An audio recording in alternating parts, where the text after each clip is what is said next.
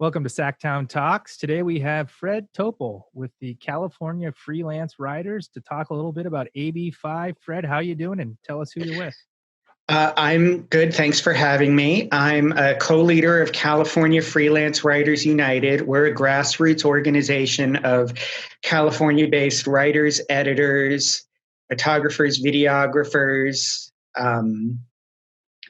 and others in the writing and journalism field who formed last year after the passage of AB5 to work towards getting an exemption for our industry that will let us keep working. I guess prior to the passage of AB5, how did people within your association kind of operate? Well, we didn't exist before the passage of AB5. We were all independent freelancers. And we formed together when Marissa Brown started the Facebook group to unite us because we saw that the only people who were really getting heard by legislators were in organizations. So there were other organizations of journalists that worked with her, her being Assemblymember Gonzalez, who wrote AB5. But there were a lot of, and they did the best they could, but they can't represent every facet of writing, journalism, and all the other tangential related multimedia. So we knew that more voices needed to be in conversation to explain to legislators how our business worked and why AB5 wasn't going to work the way they intended. Yeah, I guess kind of what I want to get into, Fred, is, prior to AB5, how did people like yourself operate as a freelance writer specifically? Well, we're more like small businesses. We run a writing business, or if you're a photographer or editor or videographer, or writing, editing, or video business, we pitch clients, we advertise our work, we offer our services, based on our reputations, to publishers or outlets in California or outside of California. In the modern workplace, in 2020 now, 2019 last year, so much is done remotely, there's really no limit to where you can work. So would you just kind of just write stories you would want to write and then submit them to various publications, or, would you work with certain publications and they would tell you which issues to focus with?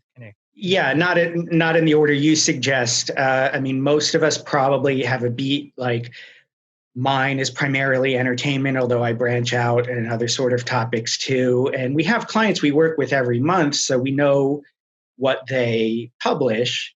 We would generate our own material and pitch it to them. I suppose like any business would, I hate to say sell their wares, but our wares are creative. And just being professional, I think we know what the client wants and we aim to serve them.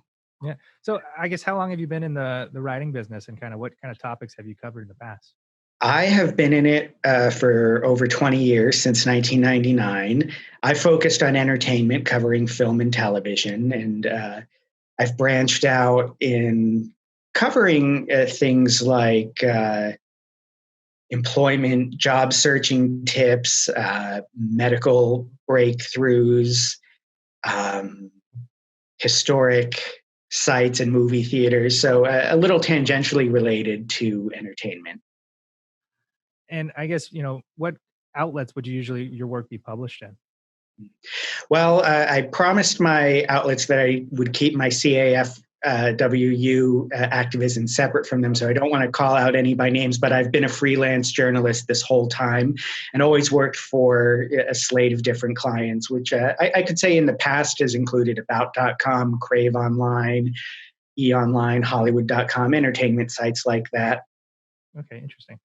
Right around the, I guess the end of the year, towards the beginning of the year, on social media, you saw a bunch of, I guess, freelance writers just kind of panicking as the implementation of AB5 was about to occur. And I guess a lot of them were getting notices from their companies they're working with that, because of this, they had to change their relationship or could no longer continue. Can you kind of describe kind of I guess the mood along the freelance writers in California right now surrounding this? Yeah. Well, I think what happened was when we heard about the law, which people found out anywhere from last summer to September when it actually passed, what this was going to mean for writers, they would try to raise awareness and reach out to Assemblymember Gonzalez on Twitter, because she's very active there, to say, hey, here's some examples of how my industry works and why this isn't going to work. You might describe that as panic, foreseeing I'm not going to be able to work once this goes into law. Unfortunately, it stopped being hypothetical around December when we started getting actual notices from editors um, that they weren't going to be able to work with Californians anymore starting January 1st. So California Freelance Writers United collected all of that data. Other groups covering other industries collected data from their fields. So the mood before the coronavirus pandemic was already bleak, because although we were working for amendments, government isn't fast, so people were had lost income while they were waiting for this to be fixed. Do you know of any, writers, I guess, leaving the state, just to keep their business going and Mm. kind of the fallout from this? We've heard of a few. I think it's still a little early to see that actually take effect, because a move takes a long time, and then this pandemic hit. So I don't think a lot of people were leaving, and some are still hopeful that it'll get fixed and they can continue working in the state. But yes, there's been talk, and we've seen it start. And I wouldn't be surprised if we see more people leaving California. I know Ms. Gonzalez is working on some amendments to AB5 this year. A couple of them just passed committees. I know musicians were one of them. Are you freelance writers currently part of that conversation of, getting a carve out Yes. for AB5 exemptions?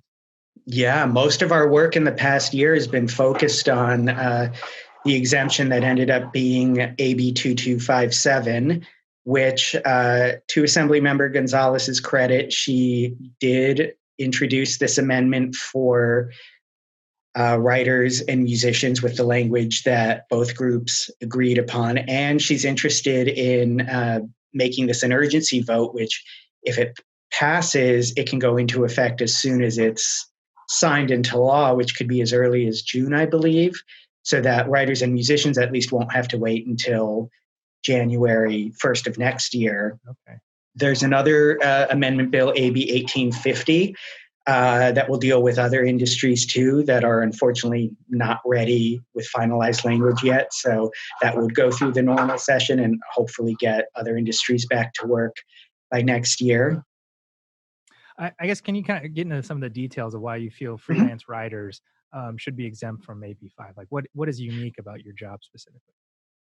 That were small businesses. The idea of AB5 was to prevent misclassification, which I think most of us in California Freelance Writers United agree misclassification is a problem that we would like to prevent. We just believe AB5 doesn't prevent it. All AB5 does is say it's illegal to hire independent contractors now, to which companies don't say, okay, we'll hire you as employees. They say, oh, it's illegal to hire independent contractors. Okay, we won't.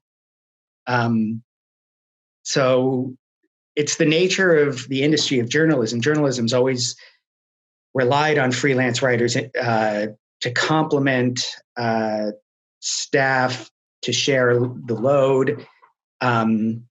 And we just saw in evidence now that there just weren't jobs being created to replace the independent contracts.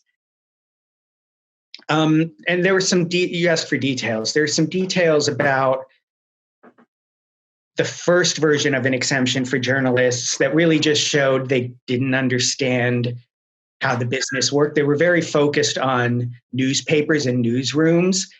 where they have a staff go into the office and work their beats.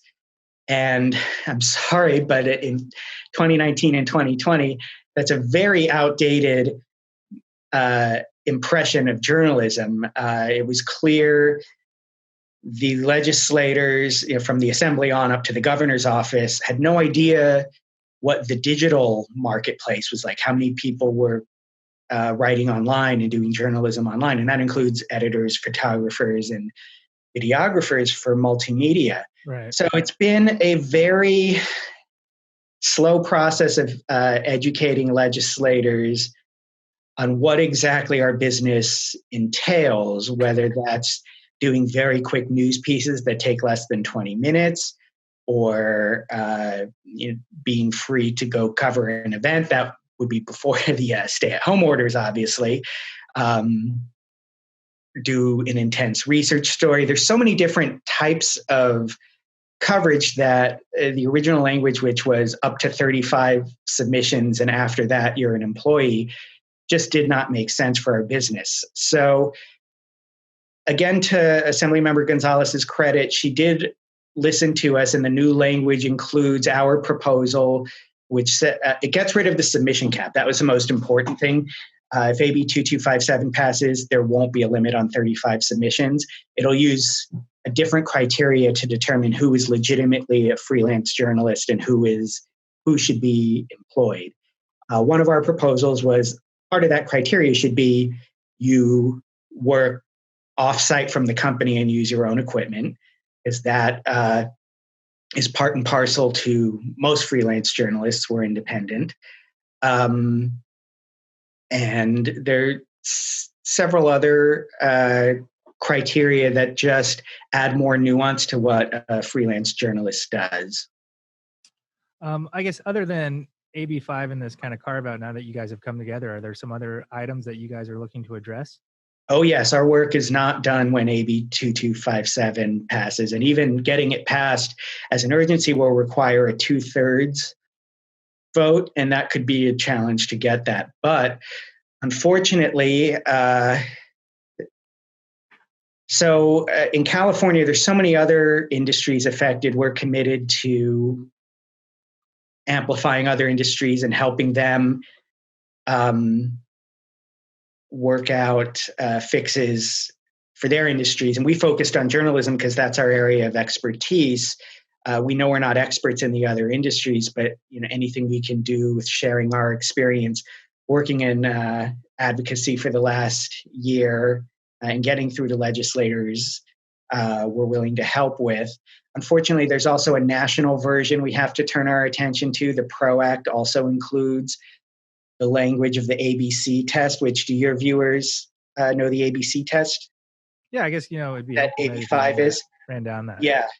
So the way AB5 wanted to classify employees is something called the ABC test. Hopefully, by memory, I get these in the right order. You're an independent contractor if you can show that you're free from the hiring entity's control, not performing a task that is in the same business as the company. And that's the part that makes freelancing within an industry difficult because you're likely in the same business. And the third being that you're customarily engaged in that business as a professional. So basically, it makes freelancing illegal. The PRO Act, which is mostly a right to organize bill, also uses the ABC test to determine who is an employee with a right to organize. And by changing the labor code to include that, that's very dangerous. And we would really hope that national federal legislators see the damage it's done to California and go, oh, that didn't work as we planned. Let's not do that nationally. And there is plenty of evidence to see there's hundreds of examples of income lost to Californians in places that won't hire Californians. Our group has tabulated just those pertaining to writing and journalism. Yet, unfortunately, we see that just like the state legislators, the federal congressmen and senators haven't really educated themselves to how business works. So it's going to be another gradual process of explaining to them. These are the nuances of these industries. It would be really helpful if you'd understand the industries before you make laws that put people out of work, even if the intentions are to get them employment and benefits. If it doesn't do that, if it just makes the work disappear, that does no good to anyone. We even saw on Tuesday, candidate Joe Biden released he released his labor plan, which cites California as an example of how AB 5 worked. And then he tweeted that he's against the Uber ballot initiative in November. But he said AB 5 benefited Californians by giving them benefits like minimum wage and overtime pay. I'm not surprised the candidate himself hasn't been paying close attention to California politics, but I'm shocked that no one on his staff flagged that as, wait a minute, this isn't going well in California. Maybe we should have a different message on that. So there is a lot of work we need to do to educate lawmakers about the modern 2020 workplace and how good independent contracting and small business work is for people, and particularly minorities. High percentage of freelancers are women, LGBTQ, the disabled community, and I don't want to leave anyone out, but it's very it's just going to be a very long process of educating lawmakers. And we have help in that. We are teaming up. We're California Freelance Writers United. There's Fight for Freelancers groups in various other states like New York, New Jersey, in the Midwest now, as more AB 5 style laws are up for consideration in their state governments, and they're worried about the PRO Act. So there is more work to be done. Obviously the COVID-19 crisis has touched a lot of industries, but it looks like it's really hit the media, I guess, disproportionately hard as people, I guess, aren't paying for content. Can you kind of go into depth about how the freelance writers are doing, I guess, outside of AB 5, kind of with this COVID crisis? It was really a 1-2 punch of AB 5 and then COVID-19. One thing I think it shows is even if AB 5 had worked as intended and people had suddenly gotten staff jobs on January 1st, COVID-19 showed that people who had those staff jobs lost them, either getting laid off or furloughed. They can collect unemployment, which helps, but what they really want to do is keep working. And if they could freelance, they could still keep their income up.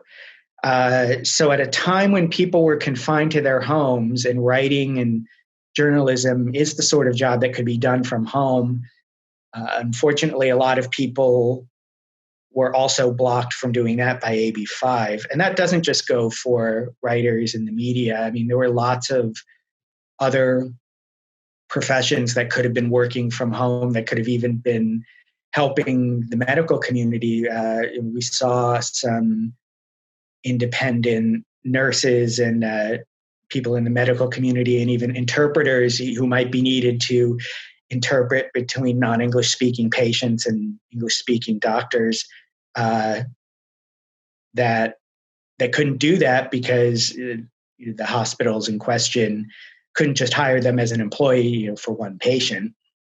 Right. It's kind of interesting, with the platforms of, Twitter and things like that. It seems like people are, I guess, devouring content at a higher level, but it doesn't seem that, people are as apt to pay for content. I guess as these publications evolve to this new world, kind of how do you see, I guess, freelance writing and kind of these digital publications kind of making money in the future? Mm-hmm.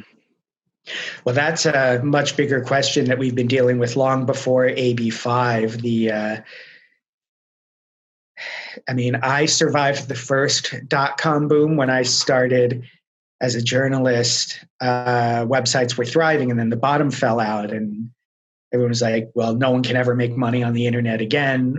What are we going to do? Right. And then companies found a way. And then at certain times, the bottom fell out of that too. Social media had an impact. Social media diverted a lot of audience from websites where I guess you could monetize the viewership to people just, reading, scrolling through the feed on Twitter. How we're going to adapt in the future, that's probably a bigger question than I can answer, but I can say that's why freelancing is so important, because the media is a volatile business. Having a full-time job is no guarantee. You've seen how many companies had to cut staff in the COVID-19 emergency, which is something they couldn't have anticipated. Anything can always happen with ad dollars or algorithms. Right. So writers, journalists, editors, photographers, videographers want to maintain a healthy slate, so they always have lots of irons in the fire. That's how the media as a concept, as an industry, stays alive, because it's bigger than any one outlet. Outlets come and go. But it's important that the individual journalists have means to keep doing their work, keep selling their work, keep running their businesses. I guess in your time as freelance writing, have you seen, I guess, the demand for content evolve? For example, do you find yourself writing shorter pieces, longer pieces, and kind of, how has your writing style changed as this, I guess, demand for your content changes?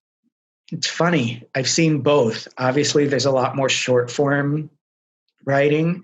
There's also been a little more deep dive writing.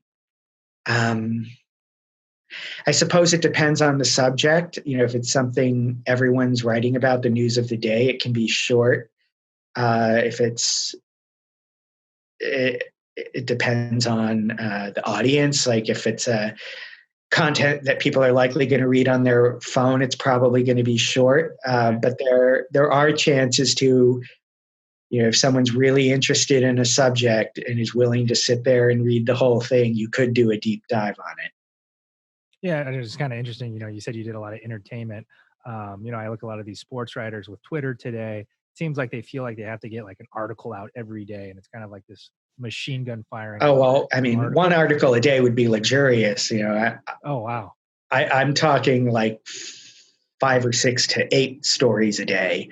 And that's why we had such a problem with AB5 counting our submissions, because, I mean, you can do 35 stories a week, and they had it limited to 35 stories a year. That doesn't make you an employee. Those 35 stories could have taken a few hours. right. If they're short, if they're easy, if they're in your wheelhouse. That's why media writing, the arts, creativity is not a quantifiable widget. So there has to be more nuance in it. But you were asking about how the demand for content changed. Yes, I suppose people have also experimented with video and audio, like doing podcasts. Right. Video seems, I feel like every few years in my career, I've heard people predict that print is dead and everything was going to be video. And then they learn that video is expensive, video is long, you can't always get people to sit through the whole video. So I'm sure people will figure out ways to use video, but I think people will always need writers, and print and video will work together symbiotically. Yeah, it's funny you say that because I saw a lot of these publications. They'll do YouTube with an article, and then sometimes they would just do the YouTube, and it kind of gets frustrating if they have a podcast or a video and you don't have time to listen to 20, 30 minutes. It's nice to get a written summary of what's talked about. So And some podcasts are hours, 2 hours, right. or 3 hours.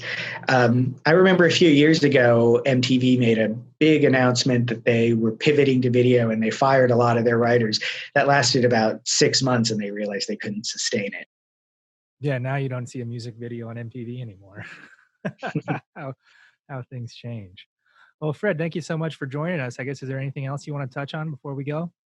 Boy, I'm sure I'll remember later something I forgot to mention, but thanks so much for your interest in this and for getting the word out.